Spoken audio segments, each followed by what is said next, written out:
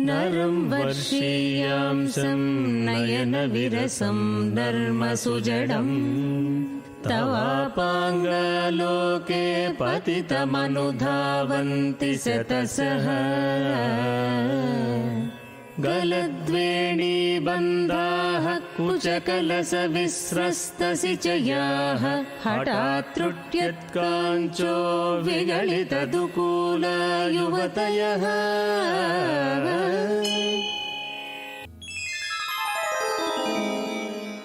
ఏడవ అధ్యాయం. ఏడాది శిశువు లీలలు. ఉదయాన్నే పనులను ముగించుకొని తిరుమలదాసు శ్రీపాదుల వారికి నీపై చాలా అనుగ్రహం ఉంది, అందువల్లనే వారి చరిత్రను గ్రంథస్థం చేసే భాగ్యం నీకు కలిగింది అని చెప్పి నిన్నటి కథను కొనసాగించారు. ఒకే పర్యాయం 3 భిన్న స్థలాలలో శ్రీపాదులు. గతంలో నరసావతారులను చూసి భయపడిన వాళ్లు ఇప్పుడు వెక్కిరించటం, వ్యంగ్య విమర్శలు చేయటం మొదలుపెట్టారు. ఆర్థిక పరిస్థితి రోజురోజుకు క్షీణించటం మొదలుపెట్టింది. వారు తమ దుస్థితికి విలపిస్తూ వీధిలోకి వచ్చారు. బాపనార్యులు శ్రీపాదులని ఎత్తుకొని వారింటికి తీసుకొని పోతూ కనిపించారు. తరువాత నరసావధానులు శ్రేష్ఠి ఇంటికి వెచ్చాలకే వెళ్లారు. అక్కడ శ్రీపాదులు శ్రేష్ఠి ఒడిలో కూర్చొని కనిపించారు. వెచ్చాలి ఇంట్లో పెట్టి వర్మగారింటికి వెళ్లితే అక్కడ కూడా శ్రీపాదులు వర్మగారి భుజాలపై కూర్చొని ఆడుతూ కనిపించారు. నరసావధానులను చూసి వారు ముగ్ధ మనోహరంగా నవ్వారు. ఇలా ఒకేసారి 3 చోట్లలో శ్రీపాదులు ఉండటం చూసి వారికి కలయో వైష్ణవమాయయో తెలియలేదు. పిచ్చివాని వలె ఉన్న భర్తను చూసి దుఃఖిస్తూ నరసావధానుల భార్య పూజామందిరంలోకి వెళ్ళింది. అక్కడ పూజామందిరంలో శ్రీపాదులు కూర్చొని కనిపించాను. వెంటనే భర్తను పిలిచింది. ఇద్దరూ ఆనందంతో వారిని భోజనం చేయమని అడిగినప్పుడు అది ఈ జన్మలో జరగదు అని, మరుజన్మలో వారింట అన్నం తిని వారికి భోగభాగ్యాలను ప్రసాదిస్తాను అని శ్రీపాదులు వాగ్దానం చేశారు. నరసావధానుల ప్రశ్నలకు ఏడాది పస్కందు జవాబులు. తరువాత తండ్రి నీవెవరవు అని అడిగిన నరసావధానుల ప్రశ్నకు వారు సమాధానమిస్తూ పంచభూతాత్మకమైన ఈ సృష్టిలోని ప్రతి అణువులోనూ నేను ఉన్నాను. నేనే నిర్గుణ నిరాకార దత్తుడను. శరీరధారుల కోసం సశరీరుడనై వచ్చాను. సాకార నిరాకార సగుణ నిర్గుణాలకు ఆధారభూతుడను అతీతుడను కూడా నేనే అని తెలిపారు. అన్నీ మీరే అయినప్పుడు జీవులకు కష్టసుఖాలు రెండూ ఎందుకు స్వామి అని ప్రశ్నించగా, ప్రతి జీవికి కర్తృత్వ భావన, నేను, నాది అనే అహంకారం ఉన్నంతవరకు ద్వంద్వాల నుండి, అంటే సుఖదుఖాలు, పాపపుణ్యాలు మొదలైన వాటి నుండి బయటపడలేడు. ప్రతి జీవిలోనూ పరమాత్మ నిత్యమై సత్యమై నిలిచి ఉన్నాడు. కాని మాయలో చిక్కుకున్న జీవులు అది గుర్తించక నేను అనే అహంకారంతోనూ నాది అనే మమకారంతోనూ కొట్టుమిట్టాడుతూ ఉంటారు. ఎప్పుడైతే నేను నాది అనే సంకుచిత భావాలు క్షీణదశకు చేరుకొని జీవిలోని పరమాత్మ ఉచ్చదశకు చేరుకుంటాడో అప్పుడే జీవి తనలోని పరమాత్మకు దగ్గర కాగలుగుతాడు అని స్పష్టంగా చెప్పారు. జీవాత్మ పరమాత్మ వేరువేరా స్వామి? అహంకారం నశించినప్పుడు వేరుగా ఉన్నా నష్టం లేదు. మోహము క్షయించగానే మోక్షస్థితి కలుగుతుంది. జీవిలోని నేను మిగలక పరమాత్మ అనే నేను మిగిలినప్పుడు బ్రహ్మానంద స్థితి లభిస్తుంది. ఆ స్థితిని అనుభవించి తెలుసుకోవాల్సిందే తప్ప వర్ణించడానికి వీలు కాదు. అవధూత పరమాత్మల మధ్య కల భేదం.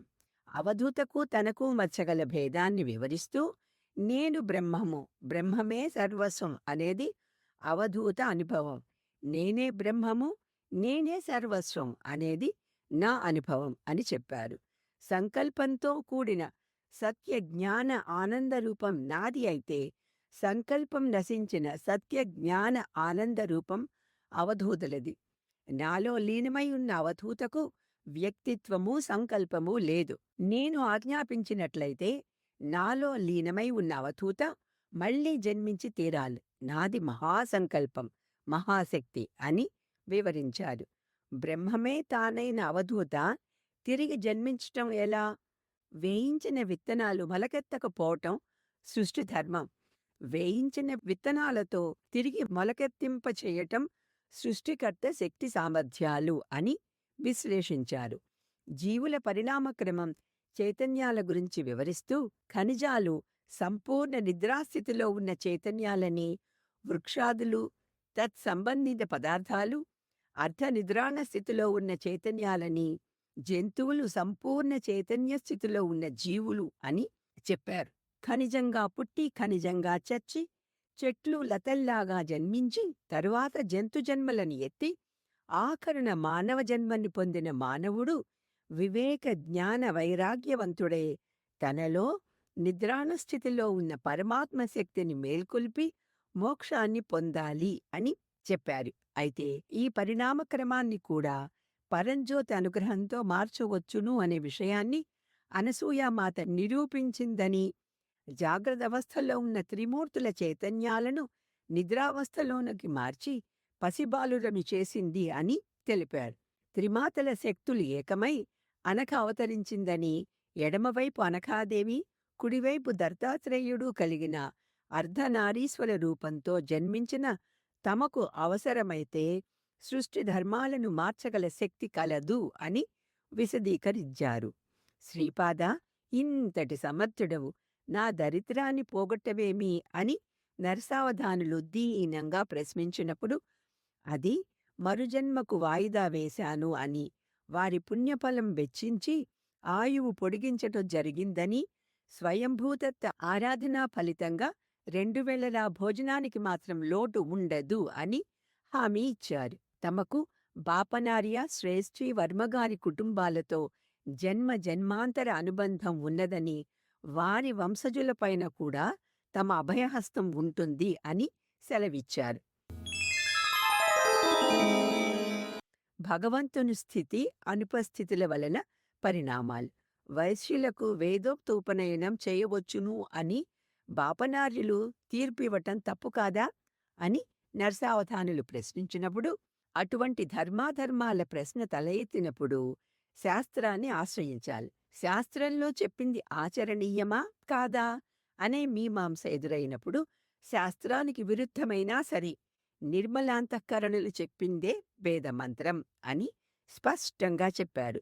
దీనిని సమర్థిస్తూ హింస పాపమే అయినా శ్రీకృష్ణ భగవానుని సమక్షంలో జరిగిన యుద్ధం ధర్మయుద్ధం అయిందని, క్షేత్రము ధర్మక్షేత్రం అయిందని, శివుని ఆహ్వానించని, శివుడు లేని దక్షయజ్ఞం సంగ్రామక్షేత్రం అయిందని చెప్పారు. ఇక తమ భక్తుల విషయానికి వస్తే, రోగి శరీరస్థితిని అనుసరించి మందులు మూలికలతోనో లేదా కత్తి చేత పట్టుకొనో చికిత్స చేసే వైద్యునిలా సాధకుని పరిణతి యొక్క స్థాయి, స్వభావం, శుభాశుభ కర్మలను పట్టి తాను వ్యవహరిస్తాను అని శ్రీపాదులు వివరించారు. సృష్టి రహస్య వివరణ. ఉపనయనం వల్ల అంతఃకరణ పరిశుద్ధమై బ్రహ్మజ్ఞానం సంప్రాప్తించాలి. ఇది ఉపనయనం యొక్క ప్రధాన ఉద్దేశం. బ్రహ్మ పదార్థం కుల మత దేశ కాలాలకు అతీతమైనది. దైవము భావప్రియుడు కాని బాహ్యప్రియుడు కాదు. భక్తుల భావనని పట్టే దైవానుగ్రహం పనిచేస్తుంది అని చెప్పారు. అసలు సృష్టి ఎలా ఏర్పడింది అన్న నరసావధానుల ప్రశ్నకు జవాబునిస్తూ, పరమాత్మ యొక్క అనంతమైన శక్తిలోని ఒక చిన్న అంశం జగత్తును సృష్టించడానికి బ్రహ్మగా ఏర్పడింది. పరమాత్మ నుండి ఏర్పడిన జలము సర్వవ్యాప్తమైంది. అందులో పరమాత్ముని తేజం వలన స్వర్ణమయమైన అనేక కోట్ల అండాలు ఏర్పడ్డాయి. అందులో మనము నివసించే బ్రహ్మాండం ఒకటి అని తెలిపారు. చీకటిగా ఉన్న అండం లోపలి ప్రదేశాన్ని తన తేజో మహిమతో ప్రకాశింపచేసినందువల్ల సూర్యుణ్ణి సవిత, పరంజ్యోతి అనే పేర్లతో పిలుస్తున్నారు అని చెప్పారు. కారణ బ్రహ్మలోకము చతుర్ముఖ బ్రహ్మ నివాస స్థానం, దానిపైన ఆది విద్యాస్థానం అని పేరుగాంచిన శ్రీనగరము, దానిపైన మహాకైలాసం, దానిపైన కారణ వైకుంఠం ఉన్నాయి. సత్యలోకంలోని పురాణపురంలో విద్యాధరులు, తపోలోకంలోని అంజనావతీపురంలో సాధ్యులు, జనలోకంలోని అంబావతీపురంలో సనక సనందనాది ఋషులు, మహర్లోకంలోని జ్యోతిష్మతీపురంలో సిద్ధులు, స్వర్గలోకంలోని అమరావతీపురంలో దేవేంద్రాది దేవతలు, భువర్లోకంలోని రథంతరపురంలో దేవశిల్పి విశ్వకర్మ ఉంటారు. ఖగోళానికి సంబంధించిన గ్రహాలు, నక్షత్రాలు భువర్లోకంలో ఉంటాయి. భూలోకం, భూగోళం, మహాభూమి అని 2 భాగాలు. భూగోళం మానవులు నివసించే భూమి. మహాభూమి భూగోళానికి 5 కోట్ల బ్రహ్మాండ యోజనాల దూరంలో దక్షిణంగా ఉంది. భూలోక భువర్లోకాలను మర్త్యలోకం అని, అతల వితల సుతల రసాతల తలాతల మహాతలాలను పాతాళలోకం అని అంటారు. సృష్ట్యాదిలో అంతా జలమయమే. ప్రజాపతి సృష్టి చేయదలచి తపస్సు చేయగా పుష్కరవర్ణం కనిపించింది. వరాహరూపం ధరించి పుష్కరవర్ణ సమీపంలో మునిగి దిగువన ఉన్న మహాభూమికి చేరారు. అక్కడి తడిమట్టిని కొద్దిగా తీసుకొని వెలుపలికి వచ్చారు. ఇదే భూగోళం అయింది. వరాహమనగా సూకరం కాదు, ఒక కోర ఉన్న ఖడ్గమృగం అని తెలిపారు. తరువాత మహాభూమిలోని జంబుద్వీపం, దానిలోని నవఖండాలు, వాటిలో నివసించే వారి గురించి తెలియచెప్పారు. అటు తరువాత దత్తతత్వం అనుభవంలోకి రావటం సులభ సాధ్యం కాదు అని, అది అనుభవంలోకి రావాలి అంటే కొన్ని లక్షల కోట్ల జన్మలు ఎత్తవలసి ఉంటుందని, కోటాను కోట్ల బ్రహ్మాండములంతటా వ్యాపించి వాటిని అతిక్రమించి ఉన్న ఏకైక తేజోమహారాశియే దత్తప్రభువులు అని బోధించారు. సాక్షాత్తు ఆ దత్తప్రభువులే వారి ఎదుట ఉన్న శ్రీపాదులు అని చెప్పారు. పసికందైన శ్రీపాదుల నోటి నుండి లోకాలోకాలు, వాటి నిర్మాణం, దత్తతత్వం లాంటి మహత్తర విషయాలు విన్న భార్యాభర్తలు ఇద్దరూ నిర్ఘాంతపోయి వెక్కి వెక్కి ఏడుస్తూ వారి చరణాలను స్పృశింపకోరారు. కాని శ్రీపాదులు నిరాకరించటంతో కూర్చున్న చోటు నుండి కదలలేకపోయారు.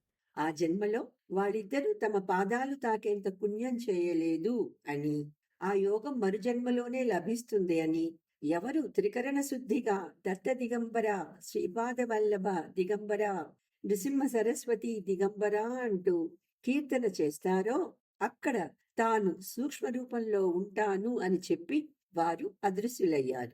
శ్రీపాదరాజం శరణం ప్రపద్యే. क्षितौ षट्पञ्चाशद्विसमधिकपञ्चाशदुदके हुतासे द्वाषष्टिश्चतुरधिकपञ्चाशदनिले दिवि द्विषत्रिंशन्मनसि च चतुष्षष्टिरिति ये मयूखास्तेषामप्युपरि तव पादाम्बुजयुगम्